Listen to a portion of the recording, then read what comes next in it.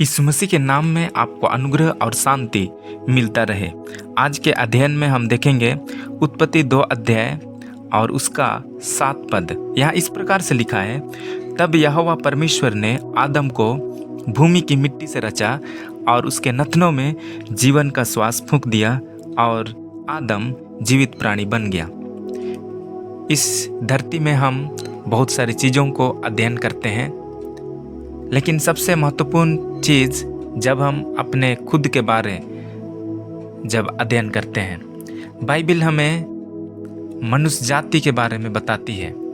मनुष्य जाति का क्रिएशन कैसा हुआ, मनुष्य जाति की स्थिति क्या है और वो किस ओर बढ़ रहा है, इन सारी चीज़ों के बारे हमारा पवित्र शास्त्र बाइबल हमें बताता है।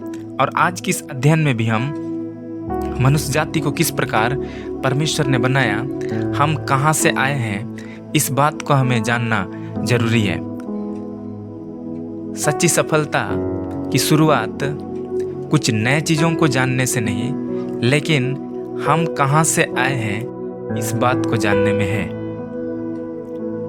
पूरे सृष्टि में हम मनुष्य जाति सबसे विशेष हैं। अन्य सृष्टि को बनाने के लिए परमेश्वर ने सिर्फ वचन का इस्तेमाल किया, लेकिन जब उसने मनुष्य जाति को बनाया, उसके लिए अलग से समय निकाला। अपने हाथों से उसने हम मनुष्य को बनाया। हम मनुष्य जाति बहुत विशेष हैं।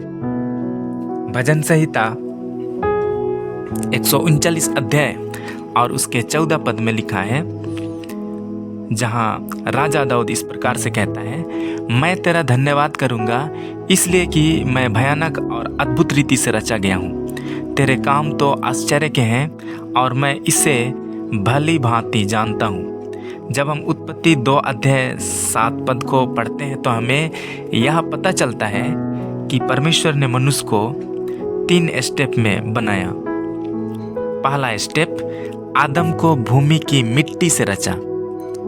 हमारा जो शरीर है यह मिट्टी का है। परमेश्वर ने मिट्टी को नरम किया, इसमें मौजूद कंकड़ पत्थर को उसने अलग किया और एक पुतला का रूप हमें दिया। दूसरा स्टेप, नथनों में जीवन का श्वास फूंक दिया। परमेश्वर ने हमारे अंदर अपने आत्मा को फूंका है, अपने आत्मा को डाला है। स्टेप 3, आदम जीवित प्राणी बन गया। उसके अंदर खून का बहाव होने लगा, उसके अंदर प्राण आ गया। वो देखने लगा, सोचने लगा, विचारने लगा। लवी व्यवस्था 17 अध्याय 11 पद में लिखा है, क्योंकि शरीर का प्राण लहू में रहता है। हमारा जो प्राण है लहू में है। यहाँ प्राण कहने का मतलब हमारा व्यक्तित्व से है। प्राण अर्थात हमारी इच्छा, भावनाएं एवं बुद्धि है। प्रिय मित्र, हम 3 चीजों से मिलकर बने हैं, शरीर, प्राण और आत्मा। शरीर भूमि की मिट्टी से बनाया गया है और प्राण तथा आत्मा परमेश्वर से हमें मिले हैं। और इसलिए हमारा 2 प्रकार का जिंदगी है, एक शारीरिक जिंदगी, भौतिक जिंदगी और एक आत्मिक जिंदगी। भौतिक जिंदगी जो हम प्रतिदिन काम करते हैं, अपने लिए भोजन वस्तु का प्रबंध करते हैं, और एक जिंदगी है जो आत्मिक जिंदगी है। परमेश्वर के स्वरूप और समानता में रचे जाने का मतलब प्राण और आत्मा में हम परमेश्वर के स्वरूप और समानता में हैं।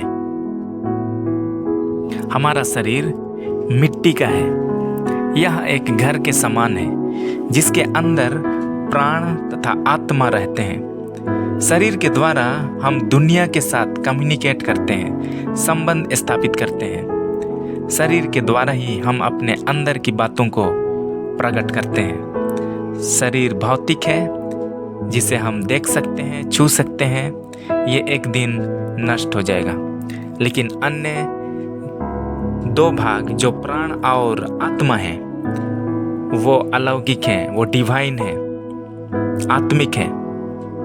उसे हम देख नहीं सकते हैं, छू नहीं सकते हैं, और यही हमें आत्मिक प्राणी बनाता है। प्राण में इच्छा, भावना एवं बुद्धि है। प्राण के द्वारा हम स्वयं को जान सकते हैं, खुद को अच्छा व्यक्ति बना सकते हैं। जानवरों में भी प्राण है, परंतु उनसे ज्यादा विकसित हमारा प्राण है। तीसरा भाग, आत्मा। हमारे अंदर आत्मा है, इसलिए हम एक आत्मिक प्राणी भी हैं। यह आत्मा हमें परमेश्वर से मिला है। आत्मा के कारण ही हम जानवरों से अलग हैं। आत्मा के द्वारा ही हम परमेश्वर को जान सकते हैं। परमेश्वर को मांस और लहू अर्थात शरीर और प्राण से नहीं जाना जा सकता है। परमेश्वर को हम आत्मा के द्वारा जान सकते हैं। मनुष्य जाति परमेश्वर को ढूंढते हैं, उनके पास जाना चाहते हैं, क्योंकि उनके अंदर आत्मा है और यह आत्मा परमेश्वर से प्राप्त हुआ है। जानवर कभी मंदिर नहीं बनाते हैं, इसलिए हम जितने मनुष्य जाति हैं, हम अलग हैं, हम विशेष हैं। मेरे प्रिय मित्र, हमारा 2 जिंदगी है, शारीरिक जिंदगी और आत्मिक जिंदगी। शारीरिक जिंदगी जीने के लिए हमें भोजन की आवश्यकता होती है और आत्मिक जिंदगी जीने के लिए हमें सच्चे परमेश्वर के साथ संबंध स्थापित करना पड़ता है। इसलिए यीशु ने कहा मत्ती 4 अध्याय और 4 पद में, मनुष्य केवल रोटी ही से नहीं परंतु हर एक वचन से जो परमेश्वर के मुख से निकलता है जीवित रहेगा। एक दिन हमारा डेरासरी का घर, जो शरीर है, नष्ट हो जाएगा, लेकिन हमारा आत्मा कभी नष्ट नहीं होगा। ये अमर है। इसे परमेश्वर तक वापस पहुंचना है। इसके लिए हमें इस पृथ्वी पर उस सच्चे ईश्वर के साथ संबंध स्थापित करना है। उसे हमें जानना है, उसके पास हमें आना है, उसकी आराधना हमें करना है, उसके वचन को हमें पढ़ना है और उसके वचन के आधार पर हमें इस धरती पर जीना है। परमेश्वर हमें आशीष दे। आमीन।